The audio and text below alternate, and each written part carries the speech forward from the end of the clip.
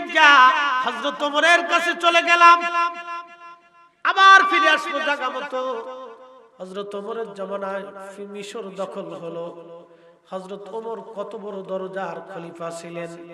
বর্তমানে ইরান, এরপরে Iraq, Oman, ইয়ামান, কাতার, Dubai, এরপরে আপনার কি বলে কুয়েত, লেবানন, লিবিয়া, ফিলিস্তিন, জর্দান, সিরিয়া, টিউনিসিয়া, মরক্কো, বিরাট একটা অংশের তিনি খলিফা ছিলেন। একবার জোরে বলা যাবে কি মারহাবা। কত বড় খলিফা জানেননি? বাংলাদেশের কয়েকশো দেশের মতো একটা দেশের খলিফা ছিলেন তিনি। আমরার দেশে অনেকে একটু ছোটখাটো নেতা হইলে তার জ্বালায় একবারে অস্থির হয়ে যাওয়া লাগে।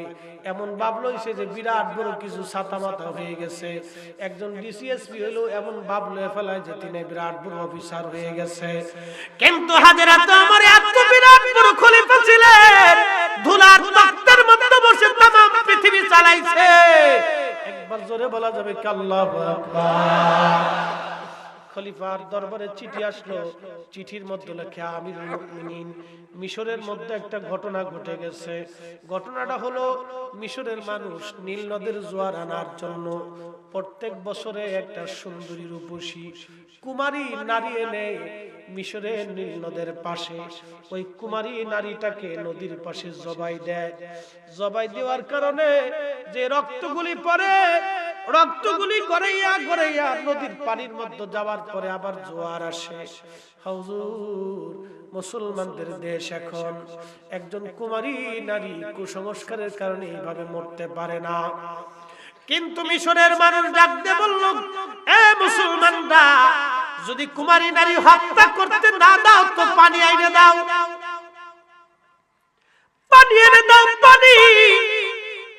খলিফার কাছে চিঠি লিখছে, গভর্নর হুজুর, কি করে পানি আনবো আমি?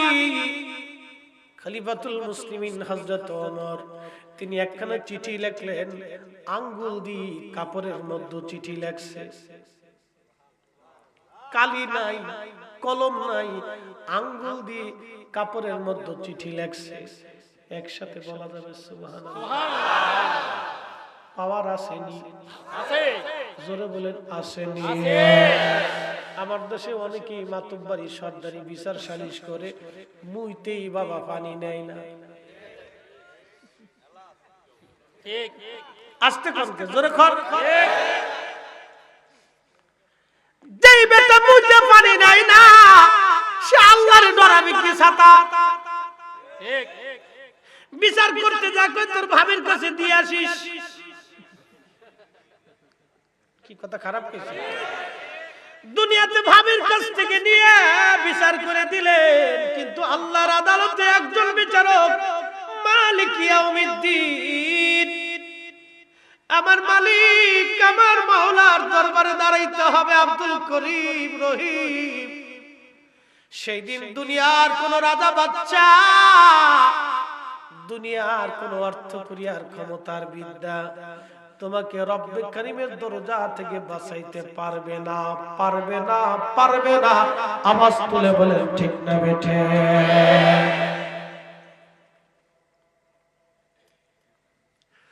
উল্লাহপুরের মুসলমান হযরত ওমর চিঠির মধ্যে লেখছে, আঙ্গুল দিয়ে চিঠিখানা লিখে দিলেন।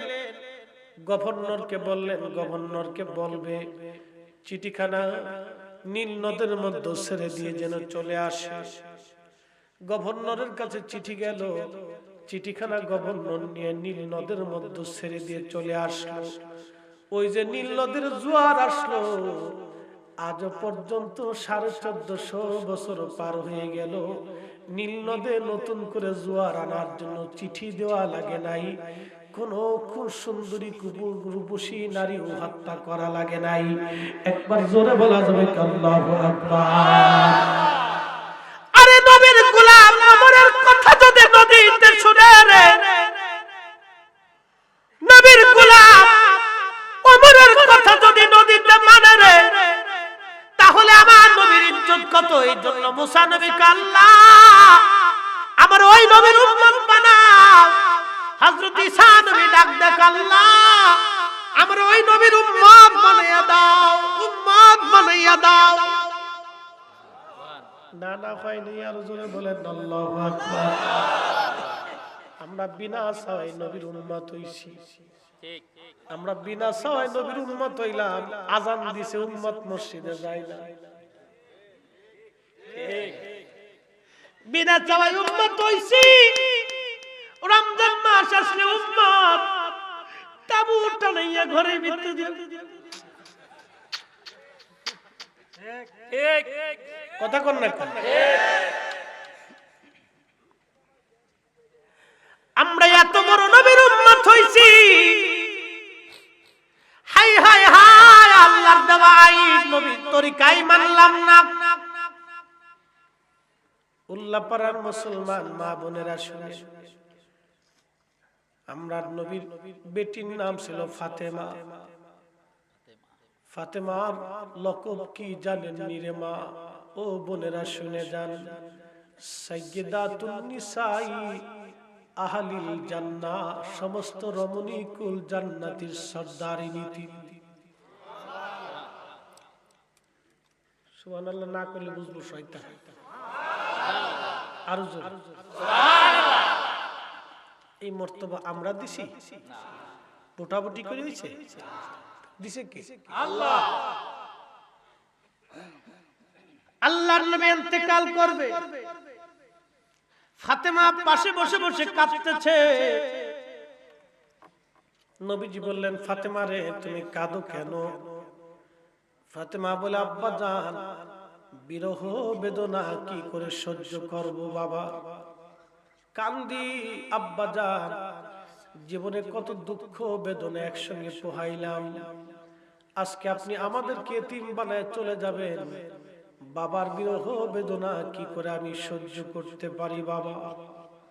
নবী সান্ত্বনা দিয়ে বলে, ফাতেমা রে কান্দো না, তোমার কানটা আমার কাছে লাগাও। লাগানোর সঙ্গে সঙ্গে নবী ডাক দিয়ে বলে, ফাতেমা রে তোমার জন্য একটা সুসংবাদ তুমি শুনে নাও। আমার ইন্তেকালের পরে আমার পরিবারের মধ্যে তুমি সর্বপ্রথম ইন্তেকাল হওয়ার পরে আমরা দুই মা এবং বাবা, বেটি আর বাবা, কন্যা আর বাবা, দুইজনে জান্নাতুল ফিরদাউসে এক সঙ্গে মিলিত হব।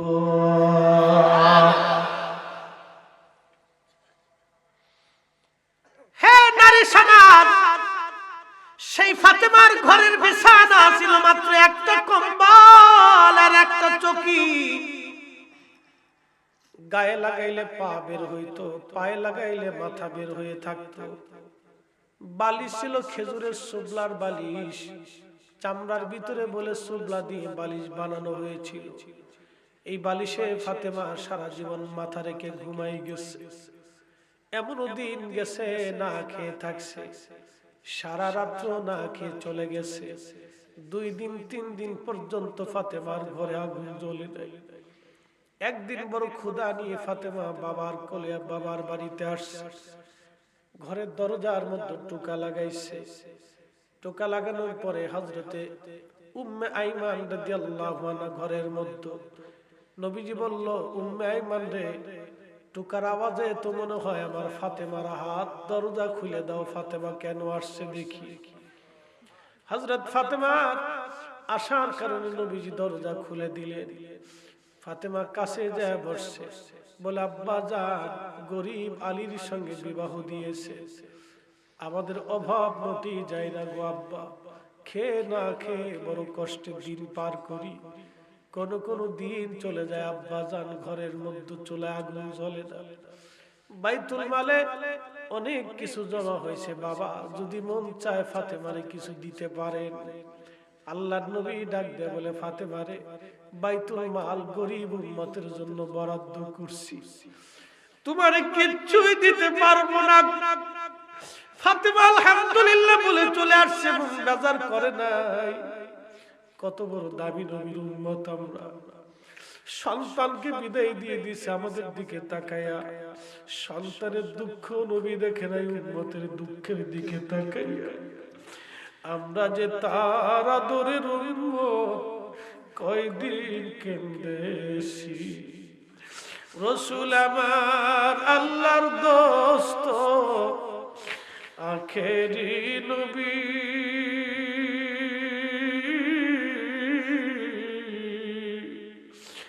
আমরা যে তার আদরের উম্মত কয়দিন কেঁদেছি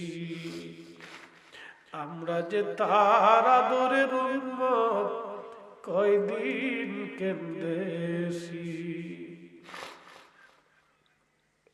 হযরতে ফাতেমাকে বিদায় করে দিলেন নবীজি উম্মতের দিকে তাকায় সন্তানের দিকে তাকান নাই হায় হায় ফাতেমা চলে আসছে নবীজির ঘুম আর সারা রাত্র আসে না একবার ডানে মোড় দেয় বামে মোড় দেয় কলিজার টুকরা সন্তানকে বিদায় জানাইছে কিছুই হাতে দেয় নাই আল্লাহর নবীর সারা রাত্র ঘুম আসলো না নবীজি ঘুমাইতে পারলেন না রাত্রিবেলা আমার আল্লাহ জিব্রাইলকে পাঠাই দিছে জিব্রাইল যাও আবার নবী ঘুমাইতে পারতেছে না বুঝছি সন্তানের মায়া তুমি যে বলো ফাতেমার এসে মাহরুম করে দিছে বাইতুল মাল থেকে কিছুই দেয় নাই গরিব উম্মতের দিকে তাকাইয়া ফাতেমা কলিজার টুকরা মেয়েটাকে নবী বিদায় করেছে চিৎকার মেরে জোরে বলবেন কি ইয়া রাসূলুল্লাহ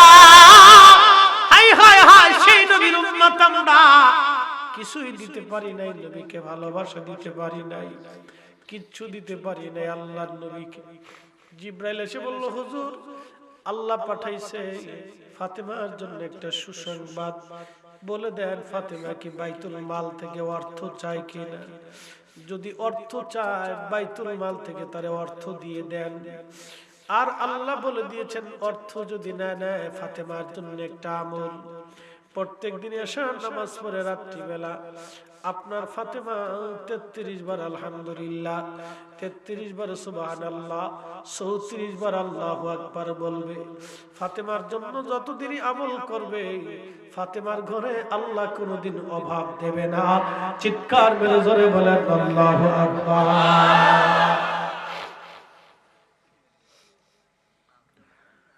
তুমি মোদের আশার আলো তাই তো তোমায় বাসি ভালো তুমি মোদের আশার আলো তাই তো তোমায় বাসি ভালো হৃদয় নামের ফুলদানিতে হৃদয় নামের ফুলদানিতে গেথে রেখেছি প্রেমের মালা ইয়া রাসূলুল্লাহ ইয়া হাবিবাল্লাহ ইয়া রাসূলুল্লাহ ইয়া হাবিবাল্লাহ ইয়া রাসূলুল্লাহ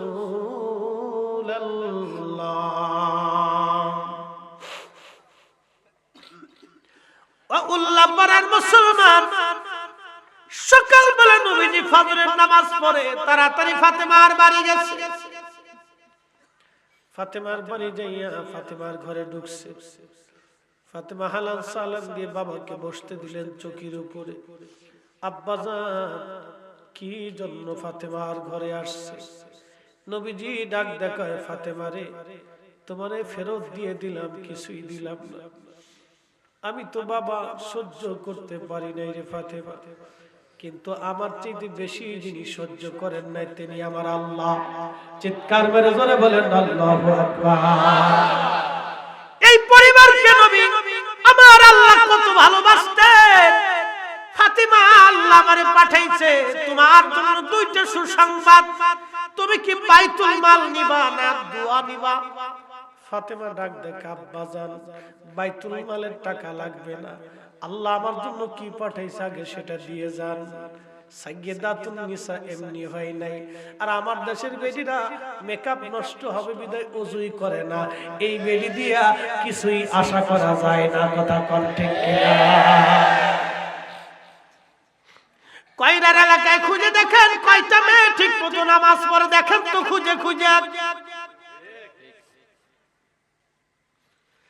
আজকে ফিলিস্তিনের নারীদের দিকে তাকান, ওরা জিহাদ করে, কি কথা কোন ঠিক কিনা? ওদের বাচ্চারা জিহাদ করে, ওদের সন্তানরা জিহাদ করে। ওরে আমার বাংলাদেশের মেয়ে, তোমার চাইতে হাজার গুণ সুন্দরী ফিলিস্তিনের নারীরা, কি কথা কোন না? হাজার গুণ সুন্দরী, মেকআপ সারা সুন্দরী ওরা। কেন সুন্দরী জানেননি? এবার জায়গা ইতিহাসে চলে যায়। এই ফিলিস্তিনের নারীরা হলো আম্মাজান সারার বংশ, হযরত মারিয়ামের বংশ। হযরত মারিয়ামের জন্ম বাইতুল আকসা।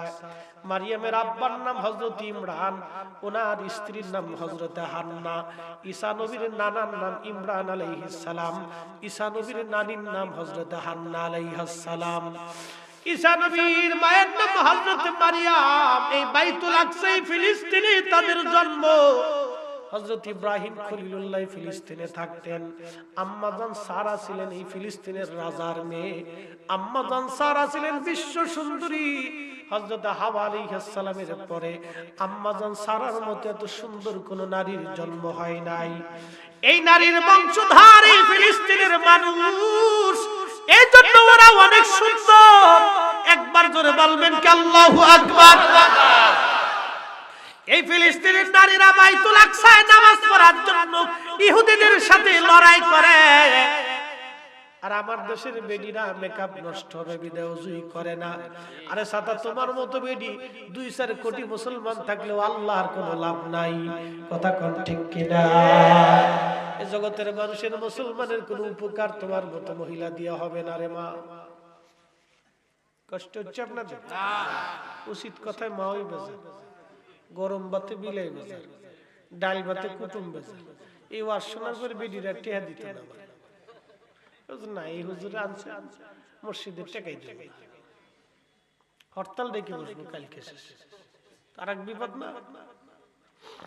তারপরে তো বলতো, যদি একজন নারীর জীবন পরিবর্তন হয়তো আমার জীবন সাকসেস, এই পুরা মাহফিল কমিটির জীবন সাকসেস, আমার যুবক ভাইদের পরিশ্রমটা সাকসেস হয়েছে। ঠিক কিনা? এই ফিলিস্তিনি নারীরা কেন এত বড় ইজ্জতওয়ালা, কেন এত বড় দামাগওয়ালা? শুনে বাইতুল আকসার একটা ইতিহাস। হযরতে ইব্রাহিম খলিলুল্লাহর 2 জন বিবি, একজন আম্মাজান হাজেরা, তিনাকে আল্লাহ পাক পাঠাইলেন মক্কায়। সন্তান ইসমাইল, এই বংশধারা অনুযায়ী আমার নবীজি। আরেকজন স্ত্রীর নাম হযরত সারা, তিনাকে আমার আল্লাহ দিলেন বর্তমান ফিলিস্তিন। এই অঞ্চলটাকে আগে হারান বলা হতো। হারান কি বলা হতো? হারান। এই অঞ্চলটাকে আগে হারান বলা হতো। হারান। এই হারানে হযরত ইসহাক আলাইহিস সালামকে আল্লাহ পাঠাইলেন। হযরত ইসহাক আলাইহিস সালাতু ওয়াস সালাম, ওনাকে আল্লাহ 2টা সন্তান দিলেন। একটা সন্তানের নাম হযরত ঈস, আর একটা সন্তানের নাম হযরত ইয়াকুব। হযরত ঈস ছিলেন বড়, ইয়াকুব ছিলেন ছোট। 2 জন যমজ জন্ম নিয়েছিলেন। হযরত ইসহাক আলাইহিস সালাম, তার 2টা বেটা ঈস এবং ইয়াকুব। তবে ইসহাক আলাইহিস সালাম ঈসকে খুব আদর করতেন, আর ওনার স্ত্রী ইয়াকুবরে বেশি আদর করতেন। ইয়াকুব ছিলেন ছোট, ছোট ছেলের মা বেশি আদর করে, বড় ছেলের বাবা আদর করে। এরকম আছে না অনেক জায়গায়? অনেক সময় এই স্বামী স্ত্রীর ঝগড়া, এই করিমের মা তোমার পুত্রে ঠিক হইছে কইও, কিন্তু নিজে কিছু কই না, খালি করিমের মায়ের ডাকে। তোমার পুত্রে ঠিক হইছে কইও, তোমার পুত বালা না, তোমার বড় পুত বালা না। এটা ব্রাহ্মণবাড়িয়ার ভাষায় কইলাম। খুব মনোযোগ দিয়ে হযরত ইসহাক একদিন ডাক ডাকা, ইসরে ভালো মন্দ কিছু খাইতে মন চায়, বেটারে কিছু ভালো খাবার যদি আনো আমি তোমার জন্য একটা বিশেষ দোয়া করে দিয়ে যাব। এই কথাটা শুনছেন হযরত ইয়াকুবের মা। শোনার পরে ডাক ডাকা, ইয়াকুব রে বেটা, আজকে একটা সুবর্ণ সুযোগ, তোর আব্বারে ভালো কিছু খাওয়াইলে দোয়া করে দিবে। সঙ্গত কারণে হযরত ইসহাক আলাইহিস সালাম অন্ধ হয়ে গিয়েছিলেন, চোখে দেখতেন না, অন্ধ হয়ে গেছিলেন, চোখে দেখতেন না হযরত ইয়াকুব ইসহাক। তো ইয়াকুব আলাইহিস সালাম মাকে বলতেছে, মা আব্বা তো বড় ভাইকে কিছু ভালো খাবার আনতে বলছে, আমি যদি নিয়ে যাই, যদি আব্বা টের পায় তাহলে আমার জন্য তার দোয়া করবেন না?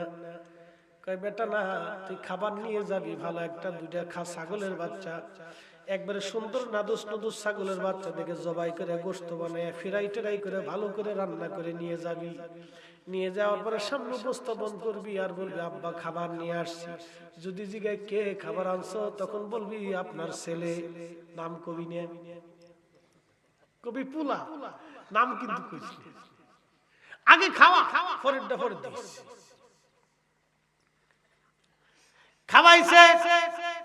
ছাগল জবাই করার পরে ওই ছাগলের পশম চামড়া হযরত ইয়াকুবের শরীরে লাগাই দিলেন। লাগাই দেওয়ার পরে হযরত ইয়াকুব আলাইহিস সালাম কয়, মা ছাগলের চামড়া আমার গায়ে কেন লাগান? কয় বেটারে ইসের শরীরে মোটা মোটা পশম, যদি তোর আব্বা তোর গায়ে হাত দেয় তাহলে বুঝবে তোর গায়ে পশম আছে, তুই ইস। তোর দোয়ার তো দরকার, কহ মা দোয়া তো লাগবেই। ভালো মন্দ খাবার সামনে এসে বলে, কে? বলে আব্বা খাবার নিয়ে আসি, আপনি আপনার ছেলে। ভালো মন্দ আনছে, আব্বা খান। খাওয়া দাওয়া শেষ, কয় বেটা আমার কাছে আসো, তুমি তোমার ভালো মন্দ খাওয়াইলে। গায়ে হাত দিছে, দেখে পশম। কয় বেটা কি দোয়া করবো? আব্বা আপনি দোয়া করে দেন, ভালো মন্দ খাওয়াইছি, এখন যতই গায়ে হাত দিক কণ্ঠ তো আর পরিবর্তন করা যায় না। ডাক দেখে, বেটা রে তোর শরীরে তো পশম মনে হয়, কিন্তু কণ্ঠ তো ইসের না, কণ্ঠ তো আমার ইয়াকুবের। আব্বা খাওয়াই ফেলছি, দোয়া করে দেন। যা বেটা দোয়া করে দিলাম, আল্লাহ যেন তোর নবী বানাইয়া দেন।